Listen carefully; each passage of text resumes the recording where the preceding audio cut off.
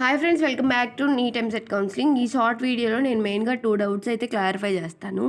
BDS web options ఎప్పుడు start అవుతాయి అంటే ఎంబీబీఎస్ సెకండ్ ఫేజ్ మొత్తం కంప్లీట్ అయ్యి వాళ్ళు రిపోర్ట్ చేస్తారు కదా.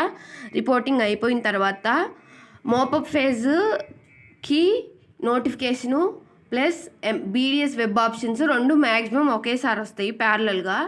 లేదు అంటే BDS second phase college wise allotment letter వచ్చింది కదా, college wise allotment letter list మళ్ళీ ఈ బీడీఎస్ వాళ్ళకి వెబ్ ఆప్షన్స్ నోటిఫికేషన్ ప్యారలల్గా రెండు ఒకేసారి వస్తాయి అనమాట. నేను ఎంబీబీఎస్ వాళ్ళకి సెకండ్ ఫేజ్ అయిపోతేనే బీడీఎస్ వాళ్ళ వెబ్ ఆప్షన్స్ ఉంటాయి. ఇంకపోతే వెబ్ ఆప్షన్స్ ఎంబీబీఎస్కి బీడీఎస్కి వెబ్ ఆప్షన్స్ వచ్చేప్పటికి డిఫరెంట్గా ఉంటుంది. రెండింటికి కలిపి ఒకేసారి రిజిస్ట్రేషన్ చేసుకుంటాం, సరేనా. ఇంకా ఇప్పుడు వెబ్ ఆప్షన్స్ ఎంబీబీఎస్ వాళ్ళవి వన్ టైం వెబ్ ఆప్షన్సే, బీడీఎస్ వాళ్ళకి కూడా వన్ టైం వెబ్ ఆప్షన్సే. నా ఛానల్ని ఫాలో అవుతూ ఉంటే నేను వెబ్ ఆప్షన్స్ ఇస్తాను, అంటే వెబ్ ఆప్షన్స్ స్టార్ట్ అయినప్పుడు డేట్ ఇస్తాను, చెప్తాను మీకు. అప్పుడు చేయండి, వెబ్ ఆప్షన్స్ ఇవ్వండి, ఓకేనా. ఛానల్ని అయితే ఫాలో అవుతూ ఉండండి ప్లీజ్. ఈ వీడియోని లైక్ చేయండి, మీ ఫ్రెండ్స్ ఎవరైనా ఉంటే షేర్ చేయండి.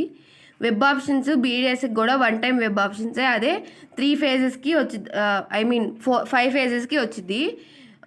Phase 1, 2, mop-up 1, 2, mop-up 1, stray vacancy 1, 2, ఓకేనా.